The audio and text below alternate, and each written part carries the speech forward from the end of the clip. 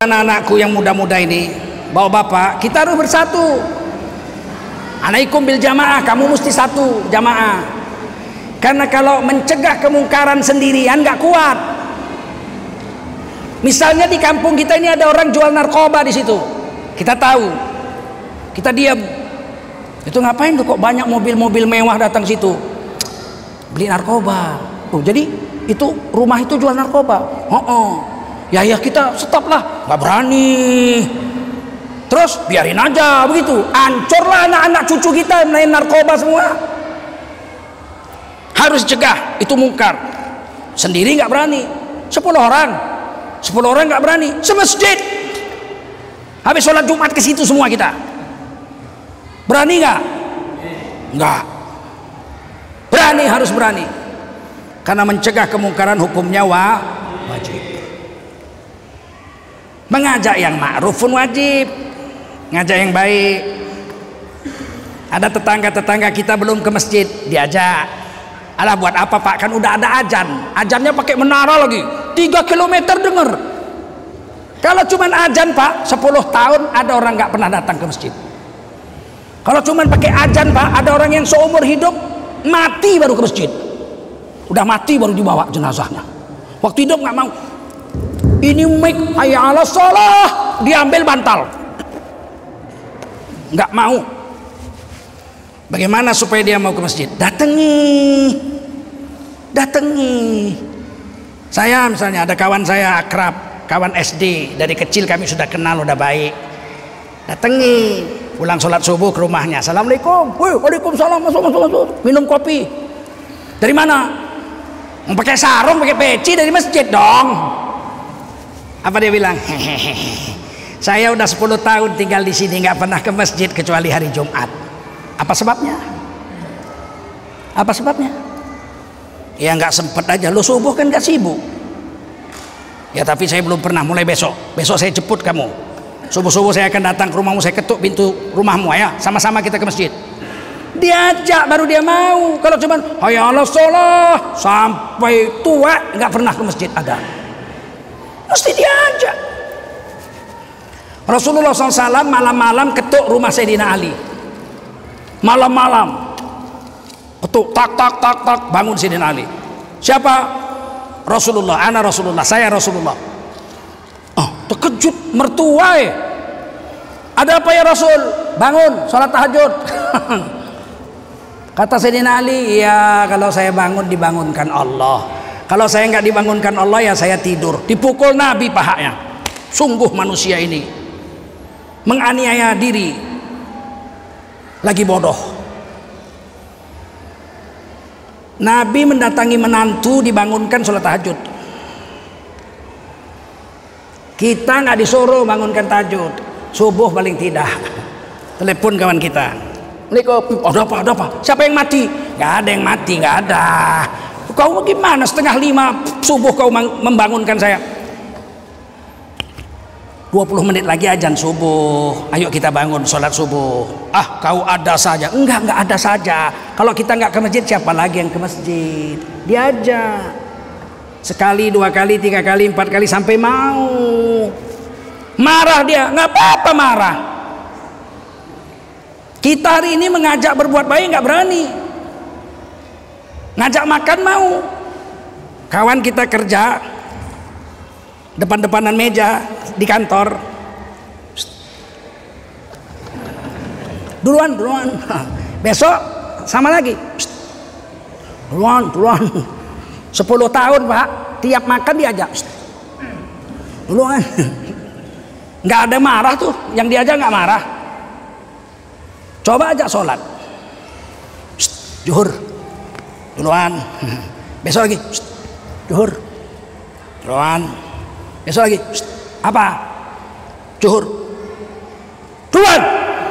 Udah mulai marah. Besok lagi. Zuhur. Sampai kapan kau ngajak saya? Wah, mulai marah. Sampai kapan kau ngajak saya? Muak saya kamu tiap hari. Kamu ajak saya sholat zuhur. Sampai kapan?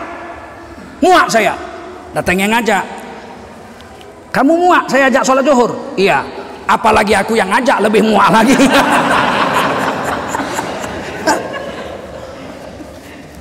Udah ku ajak tiap hari pun kau nggak mau datang juga ke masjid ikut aku. Padahal kau Islam apa enggak? Islam. Nah, kalau Islam diajak ke sholat kau marah. Harusnya kau senang saya ajak. Sampai kapan kau ngajak? Sampai aku mati atau kau mati baru berhenti. Kalau kau masih hidup tetap ku ajak kau sholat. Atau aku mati baru berhenti. Kalau aku udah mati masih bisa ngajak, ku ajak juga kau setelah mati. Disuruh. Kalau nggak begitu jangan harap masjid ini penuh, Pak. Mesti diajak. Kalau lebih banyak yang nggak ke masjid dari yang ke masjid, ngajaknya mesti dibujuk-bujuk. Sian kali, kenapa? Masjid kita udah besar. Iya, aku tengok udah, aku ikut nyumbang tuh, ikut nyumbang. 5 sak semen tuh aku ikut nyumbang tuh. Uang rokok itu pindah situ. Oh. Tapi kasihan kali masjid besar tapi sholat subuh cuman 11 orang. Loh, lumayan lah 11. Apa lumayan? Imam sama muadzin jejer sebelah-sebelahan. Aku muadzinnya, imamnya Pak Ustadz. Kau ikut sekarang biar 3 orang. Diajak. Udah mau dia suruh ajak kawannya. Setahun penuh di masjid. Kalau masih sedikit yang ke masjid, dibujuk-bujuk. Yuk ke masjid Pak, sholat. Aku mau, tapi aku nggak punya sarung. Oh, nggak punya sarung Pak? Ya enggak. Besok beliin sarung, jangan ngajak lagi. Marah dia. Pak, sholat yuk. Aku mau, tapi aku nggak punya sarung. Besok kita ajak lagi. Pak, sholat yuk. Saya nggak punya sarung. Kepingin sih ke masjid, nggak punya sarung. Besok datang nih, Pak, ke masjid. Sarung. Besok lagi, Pak, ke masjid. Sarung. Tentu dia marah. Kalau bilang aku mau ke masjid tapi aku nggak punya sarung, belikan sarung. Assalamualaikum Pak, mau ngajak ke masjid? Enggak, mau ngasih sarung. Dia udah ngerti, oh dikasih sarung berarti disuruh ke masjid. Kadang-kadang mengajak itu pakai hadiah, nggak mesti pakai mulut, pakai hadiah. Ada perempuan nggak mau pakai jilbab, nggak mau pakai kerudung. Bagaimana menyuruh dia pakai kerudung? Suruh Bu pakai kerudung lah. Mau sih, tapi aku nggak punya uang beli kerudung. Mahal sekarang, 80.000 satu kerudung. Kalau yang cantik 200.000, mana ada duit. Covid pula 19 ya kan. BPJS naik, listrik naik.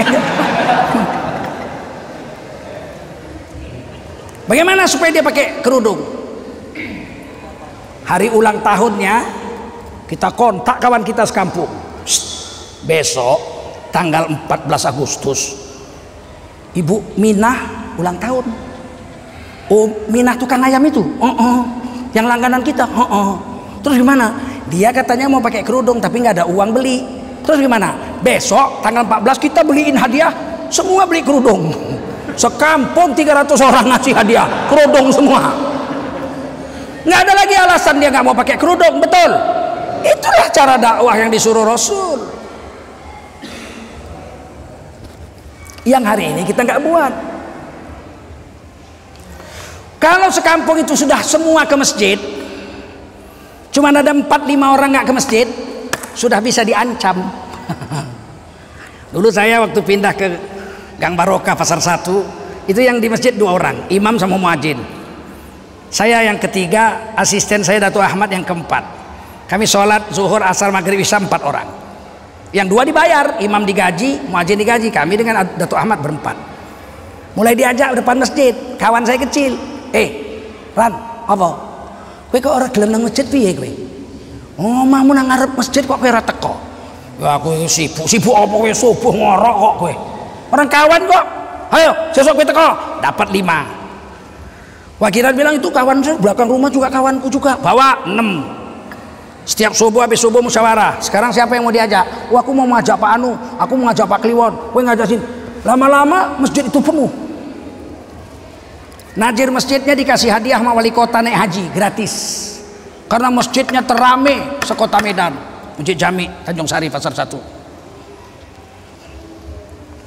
Ada 7 orang yang masih ndablek, bandel, nggak mau ke masjid. Diajak ngelawan. Murid-murid saya ngajak nggak mau. Akhirnya ngelapor, Pak, si Anu itu kalau diajak ke masjid ngelawan, Pak. Oh ya udah, besok biar saya ngajak. 20 menit mau azan saya datang, lagi bikin pot bunga. Tukang pot, bikin pot. Assalamualaikum. Waalaikumsalam. Ada apa? Katanya. Saya mau ngajak Anda ke masjid. Udah ratusan orang ke masjid, kamu belum. Lah kalau saya nggak mau, kenapa rupanya? Petentengan. Cuma 7 orang aja petentengan. Yang ke masjid ada 500. Saya bilang, kalau kau nggak mau ke masjid, kau Islam apa enggak? Islam. Kalau begitu, saya minta kalau kau Islam, ayo ke masjid. Saya nggak mau.